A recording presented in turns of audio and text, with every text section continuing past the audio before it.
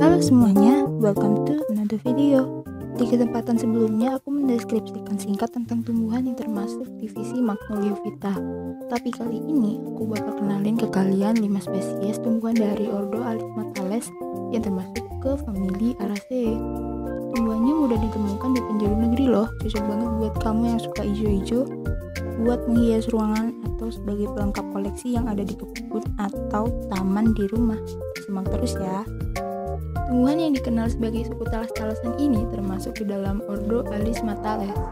Araceae mencakup berbagai macam tumbuhan monokotik dengan ciri khas bunga majemuk bertipe tongkol atau dikenal dengan spadix yang memiliki seludang atau biasa disebut juga dengan sepata. Tumbuhan Araceae mempunyai nilai guna tinggi baik dari segi ekonomi dan ilmiah. Manfaat tumbuhan Araceae oleh masyarakat diantaranya sebagai tanaman hias, sumber pangan, dan juga obat-obatan. Di Indonesia, masyarakat Bali memanfaatkan tumbuhan Araceae lebih spesifik, yaitu digunakan sebagai kelengkapan upacara adat agama Hindu. Tumbuhan yang termasuk ke dalam famili Araceae tumbuh sebagai semak darat atau perairan, tanaman merambat, dan juga bisa berupa herba. Akarnya kebanyakan mikoriza tanpa rambut akar, batangnya dapat berupa berbagai bentuk, daunnya simpel, spasial, dan juga memiliki bunga yang terletak di ujung batang atau biasa juga disebut sebagai flores terminalis. Untuk spesies yang pertama, aku punya sirih gading. Sirih gading adalah tumbuhan merambat semi epifit yang biasa ditanam sebagai penghias pekarangan atau ruangan. Warna daunnya hijau dengan corak belang berwarna kuning cerah hingga kuning pucat. Ia biasa merambat di batang pohon dengan daun yang berukuran besar sehingga menutupi batang pohon yang dilambatinya. Tapi kalau misalnya dia ditanam di pot, daunnya akan lebih kecil. Klasifikasinya sendiri, tumbuhan sirih gading termasuk ke dalam kingdom Plantae, subkingdom Tracheobionta, superdivisi Spermatophyta, divisi Magnoliophyta, kelas Liliopsida, subkelas Arecidae, ordo Alismatales, famili Araceae, genus Epipremnum, spesies Epipremnum aureum.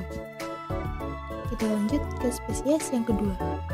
Di sini ada tumbuhan yang biasa dikenal dengan nama kuping gajah. Secara umum, berbagai jenis tumbuhan kuping gajah memiliki bentuk daun yang bermacam-macam. Ada yang lonjong, berbentuk seperti jantung, dan juga ada yang bentuk lancip. Tetapi yang ada di rumah kebetulan memiliki bentuk yang seperti jantung, dengan pangkalnya berlengkuk dan tepi daunnya rata, juga memiliki tekstur halus pada permukaannya seperti ketika kita meraba budru. Bagian yang elegan dari daun tanaman kuping gajah adalah guratan daunnya yang terlihat sangat jelas dengan warna dasar daun yang hijau sehingga tampak kontras dengan warna putih di garis tulang daunnya. Untuk klasifikasi dari tumbuhan kuping gajah yakni kingdom Plantae, subkingdom Tracheobionta, superdivisi Spermatophyta, divisi Magnoliophyta, kelas Liliopsida, subkelas Arecidae, ordo Alismatales, famili Araceae, genus Anthurium, spesies Anthurium crystallinum. Oke, selanjutnya ada tumbuhan philodendron yang secara fisik mirip sama tumbuhan monstera. Sama seperti tumbuhan Araceae lainnya, philodendron memiliki akar berupa akar serabut yang dengan kuat menopang tubuhnya. Batang tumbuhan philodendron memiliki panjang yang berbatas, ruas-ruas dan tidak berkayu. Tangkai daun dan mata tunas tumbuh di setiap ruas batang. Daunnya menjari, berwarna hijau dengan permukaan yang licin. Bunganya berupa bunga majemuk tongkol dan memiliki sepata yang akan membuka ketika bunga feminisnya sudah matang, kemudian disusul oleh bunga maskulus. Untuk klasifikasi tumbuhan philodendron sendiri, philodendron merupakan tumbuhan yang termasuk ke dalam kingdom Plantae, subkingdom Tracheobionta, superdivisi Spermatophyta, divisi Magnoliophyta, kelas Liliopsida, subkelas Araceae, ordo Alismatales, famili Araceae, genus Philodendron, spesies Philodendron bipinnatifidum Scott. Terakhir, kita punya tumbuhan yang biasa dikenal dengan sebutan Sri Rejeki. Sebagian besar batang tanaman Sri Rejeki pendek, batangnya lentur atau lembek karena di dalam batangnya berisi air dan getah. Pada umumnya, batang tanaman Sri Rejeki hanya berukuran 1-3 cm saja. Daun tumbuhan yang berbentuk oval hingga lancet. Tumbuhan ini memiliki daun yang memiliki ujung dan pangkal daun yang masing-masingnya runcing dan membulat. Daun tanaman yang memiliki nama ilmiah Aglonema berwarna hijau dengan total warna putih atau merah yang menyebar di pangkal hingga ujung daun.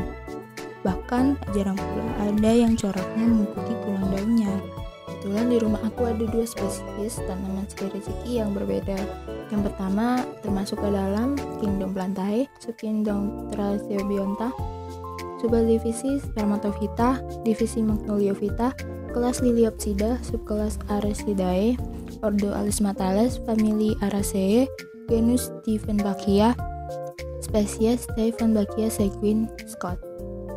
Untuk spesies yang lain, tanaman Sri Rejekinya termasuk di dalam kingdom Plantae, subkingdom Thraceobionta, superdivisi Spermatophyta, divisi Magnoliophyta, kelas Liliopsida, subkelas Araceae, ordo Alismatales, famili Araceae, genus Aglonema, spesies Aglonema commutatum Scott. Oke semuanya, itu tadi 5 spesies tumbuhan yang termasuk ke dalam famili Araceae. Seger-seger banget dilihatnya kan? Semoga video singkat kali ini bermanfaat, ngasih solusi buat kalian yang lagi cari referensi pengen punya hiasan alami di rumah, dan pastinya menambah sedikit wawasan tentang famili Araceae. Terima kasih.